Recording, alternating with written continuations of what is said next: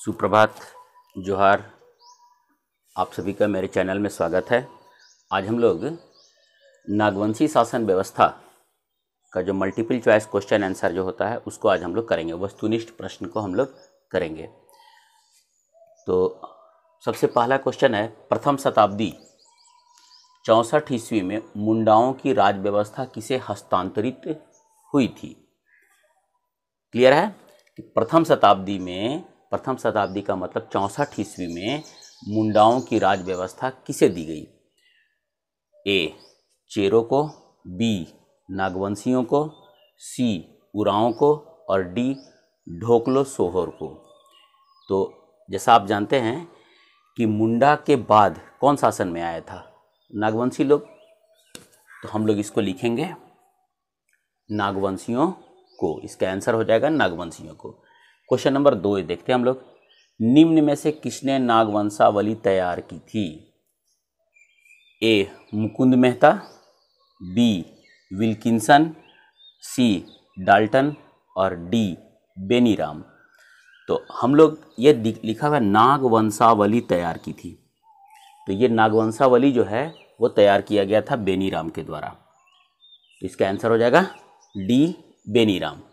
इसके बाद है क्वेश्चन नंबर 3, नागवंशी राज्य की स्थापना किसने की थी? तो ए फनी मुकुट राय, बी यदुनाथ शाह, सी प्रताप राय और डी जगन्नाथ सहदेव। तो इसका आंसर हो जाएगा फनी मुकुट राय। नागवंशी राज्य की स्थापना फनी मुकुट के राय के द्वारा की गई थी। इसके यदि आप लोग इसका नागवंशी शासन व्यवस्था का यदि आप वीडियो नहीं देखे हैं ना, तो प्लीज़ आप पहले उसको देख लीजिएगा, तब आप इसको क्वेश्चन आंसर को कीजिएगा तो ज़्यादा आसानी होगा। क्वेश्चन नंबर 4 है, फनी मुकुट राय के राज्य में कितने परगने थे? तो पूछता है नागवंशी नहीं, फनी मुकुट राय के राज्य में कितने परगने थे? ए 99, बी 66, सी 109 और डी 61। तो टोटल परगना कितना था फनी मुकुट राय के राज्य में? टोटल 66 परगने थे। तो हम लोग इसको लिख दिए 66, इसका आंसर होगा बी। क्वेश्चन नंबर 5, फनी मुकुट राय ने अपनी राजधानी किसे बनाई थी? तो क्वेश्चन है राजधानी किसे बनाई थी? कौन बनाया था? फनी मुकुट राय। ए चुटिया, बी सुतियांबे, सी सिमडेगा और डी खूंटी। तो यदि हम लोग देखेंगे तो चुटिया तो राजधानी थी, सुतियांबे भी थी, सिमडेगा और खूंटी नहीं था।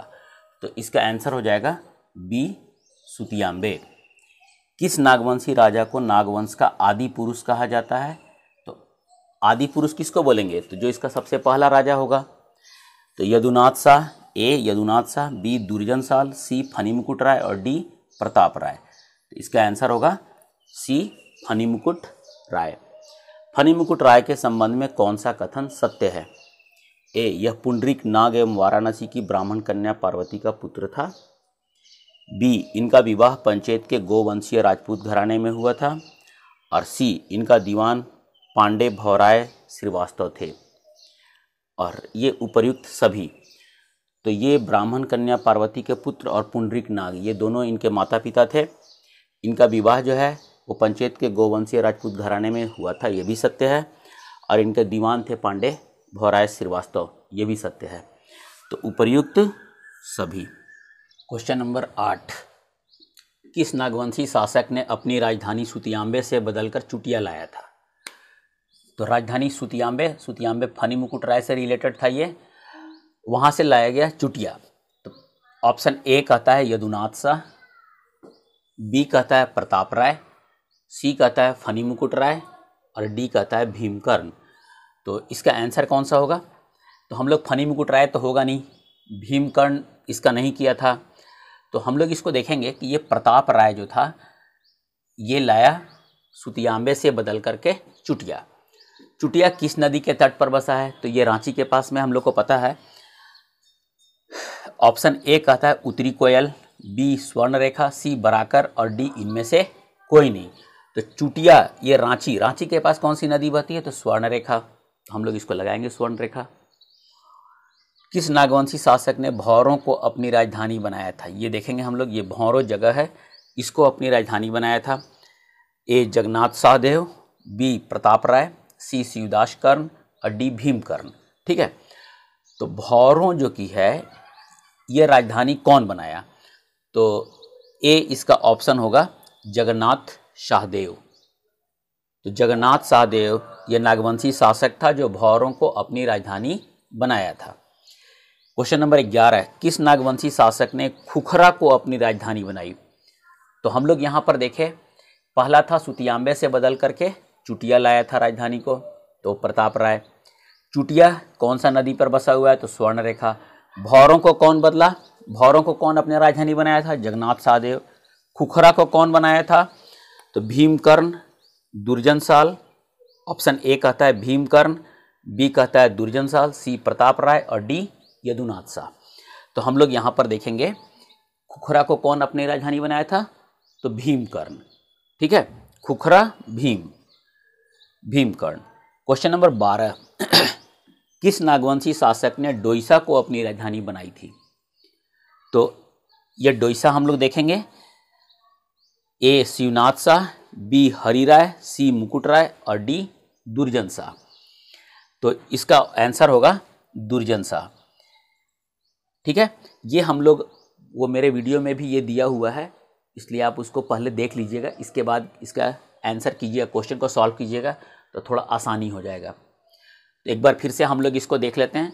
सुतियांबे से चुटिया कौन बदला? प्रताप राय।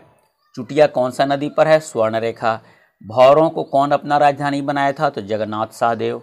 खुखरा को कौन राजधानी बनाया? भीमकर्ण। डोईसा को कौन बनाया? दुर्जन शाह। क्वेश्चन नंबर 13 कहता है, किस नागवंशी शासक ने पालकोट को अपनी राजधानी बनाई थी? तो ऑप्शन दिया हुआ है, ए भीमकर्ण, बी हरिराय, सी मुकुट राय और डी यदुनाथ शाह। तो पालकोट वो यदुनाथ शाह ने उसको राजधानी बनाई थी, तो हम लोग इसको लिखेंगे यदुनाथ शाह। अगला क्वेश्चन है 14 नंबर, वो कहता है किस नागवंशी शासक ने रातूगढ़ को अपनी राजधानी बनाई थी? तो रातूगढ़ को कौन अपनी राजधानी बनाई, यही हम लोग को बताना है। ऑप्शन ए देवशाह, बी उदयकर्ण, सी दुर्जन शाहदेव और डी प्रताप उदयनाथ शाहदेव। तो प्रताप उदयनाथ शाहदेव ने रातूगढ़ को अपनी राजधानी बनाई थी।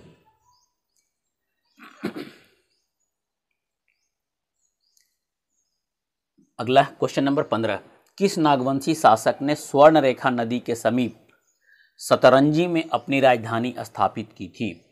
तो एक हम लोग पढ़े थे स्वर्णरेखा के पास चुटिया, और अब कहता है स्वर्णरेखा नदी के समीप सतरंजी में अपनी राजधानी स्थापित की थी। ए प्रताप राय, बी दुर्जन शाह, सी एनी शाह और डी जगन्नाथ सहदेव। तो इसका आंसर होगा एनी शाह। किस नागवंशी शासक ने स्वर्णरेखा नदी के समीप सतरंजी में अपनी राजधानी स्थापित की थी? तो आंसर हो गया एनी शाह। नागवंशी राज्य की स्थापना किस शताब्दी में की गई? तो हम लोग इसके ऑलरेडी इसको हम लोग पढ़ चुके हैं, 64 ईस्वी या प्रथम शताब्दी। तो नागवंशी राज्य की स्थापना किस शताब्दी में की गई? ऑप्शन में दिया हुआ है, ए प्रथम, बी द्वितीय, सी तृतीय, डी चतुर्थ।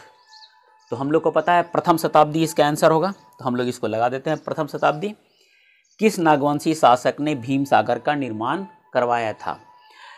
फनी मुकुट राय, ऑप्शन में दिया हुआ है, ए फनी मुकुट राय, बी यदुनाथ शाह, सी प्रताप राय और डी भीमकर्ण। तो हम लोग याद रखेंगे भीम सागर का निर्माण कौन कराया था? तो भीमकर्ण। ठीक है, फिर से एक बार हम लोग इसको रिपीट कर देते हैं। पालकोट को कौन राजधानी बनाया था? यदुनाथ शाह। रातूगढ़ को प्रताप उदयनाथ शाहदेव। सतरंजी कहाँ बसा हुआ है? तो स्वर्णरेखा पर। सतरंजी को कौन राजधानी बनाया? एनी शाह। और नागवंशी राज्य की स्थापना किस शताब्दी में हुई? तो प्रथम शताब्दी में। भीम सागर का निर्माण कौन कराया था? तो भीमकर्ण। क्वेश्चन नंबर 18, रांची स्थित जगन्नाथ मंदिर का निर्माण किस नागवंशी राजा ने करवाया था? ऑप्शन ए फनी मुकुट राय, बी यदुनाथ शाह, सी शिवदास कर्ण और डी एनी शाह। तो इसका आंसर होगा एनिसा। फिर है हापा मुनि मंदिर का निर्माण। ये हापा मुनि मंदिर जो है ना वो गुमला जिला में घाघरा के पास है। तो हापा मुनि मंदिर का निर्माण किस नागवंशी राजा ने कराया था? तो ये घाघरा के पास है, इसको तो हम लोग याद रख लेंगे। ए यदुनाथ शाह, बी शिवदास कर्ण, सी भीमकर्ण और डी दुर्जन शाह। तो इसका निर्माण कराया था हापा मुनि मंदिर, ठीक है, ये शिवदास कर्ण करवाए थे। नागवंशी शासक, अगला क्वेश्चन है क्वेश्चन नंबर 20। नागवंशी शासक एनी शाह द्वारा जगन्नाथ मंदिर रांची, जो रांची में जगन्नाथ मंदिर है, उसका निर्माण किस वर्ष कराया गया था?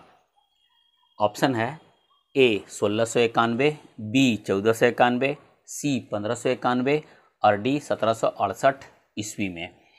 तो इसका आंसर होगा कि एनी शाह जो था वो जगन्नाथ मंदिर का जो निर्माण कराया था वो 1691 ईस्वी में कराया था।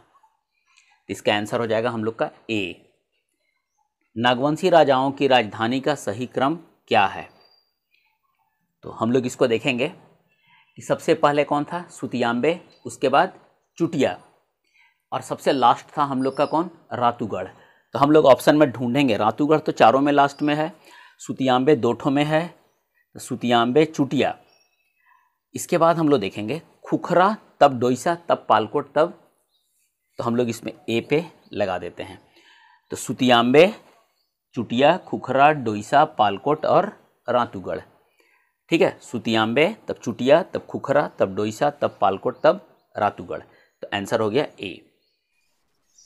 द्वेषा में किस नागवंशी राजा ने नवरत्नगढ़ राजप्रसाद का निर्माण कराया था? तो इसका आंसर क्या होगा? बी दुर्जन साल। क्वेश्चन नंबर 23 कहता है नागवंशी शासकों द्वारा मुगलों को दिया जाने वाला कर को क्या कहा जाता था? ए मालगुजारी, बी भूमिकर, सी पेशकश कर और डी जागीर कर। तो हम लोग को पता है कि ये मुगल को जो कर दिया जाता था वो पहले नियमित और अनियमित दो तरह का टैक्स था। तो पहले वो अनियमित था, जब कभी जभी लोग लेता था, उसके बाद धीरे धीरे उसको नियमित कर दिया गया। और फिर नियमित कर को आप उसको देखिएगा, पढ़ लीजिएगा तो आपको मालूम हो जाएगा कि वो फिर वो जो नियमित कर जो था उसको मालगुजारी में उसको बदल दिया गया था। तो जो मुगलों को दिया जाने वाला कर को हम लोग कहते थे मालगुजारी। कर वसूलने की जिम्मेवारी किसे प्रदान की गई थी? तो ए मानकी को, बी मुंडा को, ए मानकी को, बी मुंडा को, सी मांझी को और डी महतो को। तो इसका आंसर होगा मानकी को ये दिया गया था, कर वसूलने की जिम्मेवारी दी गई थी। इसके बाद फिर क्या हुआ था कि मानकी को भी बाद में हटा दिया गया था। नागवंशियों ने किसे कर वसूलने का आदेश दिया था? इसमें ऑप्शन दिया हुआ है, इसको हम लोग देखेंगे। खुटकट्टीदार, तो ये है नहीं जमींदार, सी भूइहर और डी मनसबदार। तो अभी हम लोग यहाँ पर देख रहे थे कि कर वसूलने की जिम्मेवारी मानकी को दी गई थी, फिर मानकी को हटा दिया गया था, हटाने के बाद भूइहर को दे दिया गया था। तो ये कर वसूलने का आदेश किसको दिया गया था? भूइहर को।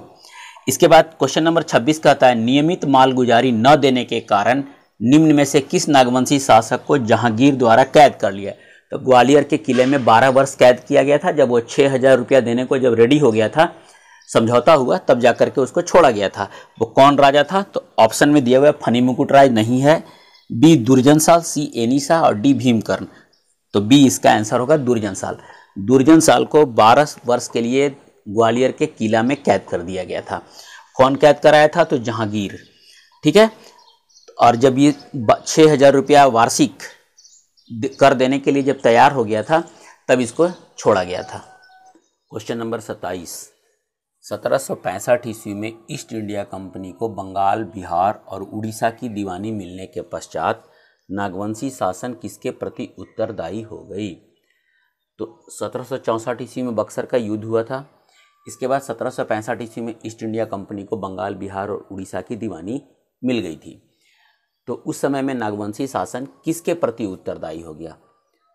तो ऑप्शन दिया हुआ है ए मद्रास काउंसिल, बी सूरत काउंसिल, सी पटना काउंसिल और डी इलाहाबाद काउंसिल।